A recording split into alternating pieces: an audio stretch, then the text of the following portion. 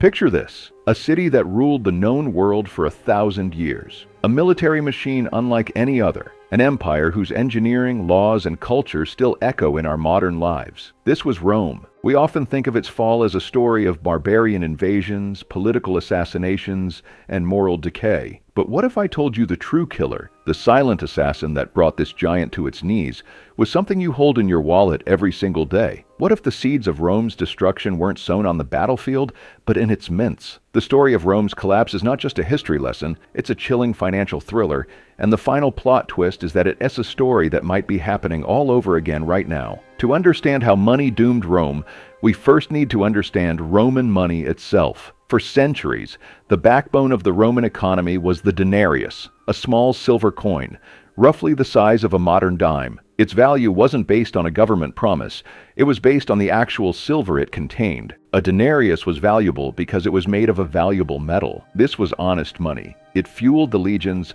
built the aqueducts, and paid for the grain that fed its million-strong population. Under emperors like Augustus, the denarius was nearly pure silver, a symbol of Roman stability and power. The system worked. So what went wrong? How did this symbol of strength become an instrument of self-destruction? The answer starts not with a bang, but with a whisper of temptation. It began subtly, around 64 AD, under the infamous Emperor Nero. After the Great Fire of Rome, Nero needed vast sums of money to rebuild the city and construct his lavish golden palace. But the empire's silver mines weren't producing enough, and raising taxes was deeply unpopular. So, Nero's advisors came up with a clever and ultimately catastrophic idea. What if they just used a little less silver in each coin? They could take a pound of silver that used to make, say, 90 coins, and instead mint 100 coins from it. The new coins looked the same, and the government declared they had the same value. This process is called debasement. It was the Roman equivalent of printing money, and it was a fatal addiction. At first, nobody noticed. The government had more coins to spend, projects were funded, and soldiers were paid. It seemed like a perfect solution, but this was a deal with the devil. Every emperor who followed Nero, especially when faced with a crisis like a war or a plague,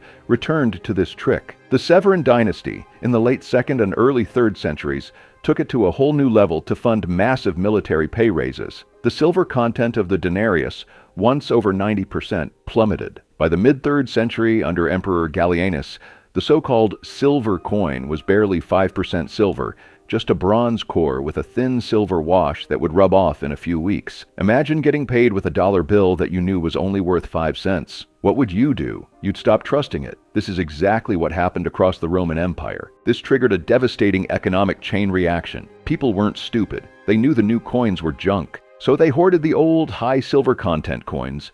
This is a classic economic principle known as Gresham's Law: bad money drives out good. Why spend a real silver coin when you can pass off a worthless one? With all the good money gone from circulation, prices for everything began to skyrocket. This wasn't just inflation, it was hyperinflation. A measure of wheat that cost 2 denarii in 200 AD might cost 100 denarii a few decades later. Soldiers whose pay was now in worthless coins either deserted or, worse, turned on the very empire they were supposed to protect, proclaiming their own generals as emperors in the hope of getting paid in real loot. This kicked off the crisis of the 3rd century, a 50-year period of constant civil war, plague, and economic collapse, tearing itself apart from the inside, all because the foundation of its economy, trust in its money, had been eroded. Emperors tried desperately to fix the problem. Aurelian tried to introduce a new, slightly better coin, but it wasn't enough. The most famous attempt came from Diocletian at the end of the 3rd century. He was a brilliant administrator who saw the chaos and tried to stop it with brute force. He introduced a new stable currency,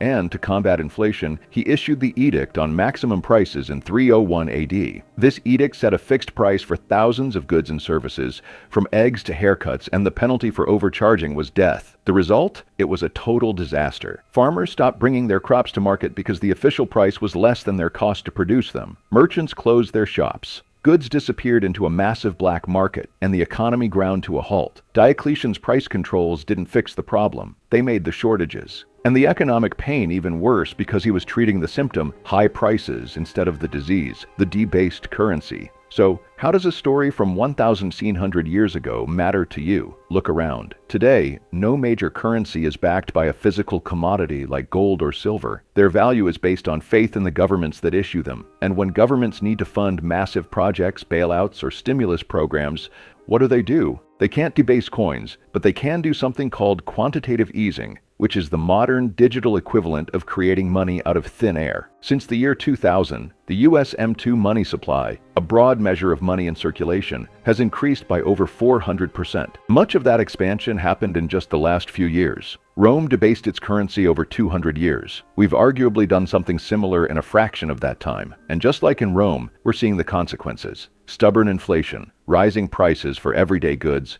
and a growing sense of economic unease. The patterns are eerily similar. When you boil it all down, the financial fall of Rome leaves us with three critical lessons. First, there is no such thing as a free lunch. When a government creates money from nothing, it doesn't create new wealth. It just devalues the money already in everyone's pockets. It's a hidden tax that punishes savers and wage earners the most. Second, price controls don't work. Trying to command and control an economy with edicts, rather than addressing the root monetary cause, only leads to shortages and black markets. And finally, the most important lesson: trust is the ultimate currency. An economy, an empire, a society can only function when people trust its foundational systems, especially its money. Once that trust is broken, it's incredibly difficult to get back, and the chaos that follows can bring down even the mightiest of civilizations. Rome's story is a 2,000-year-old warning, etched not in stone, but in worthless metal, a warning that the health of a nation's money is the health of the nation itself. Thank you so much for joining me on this journey back to ancient Rome.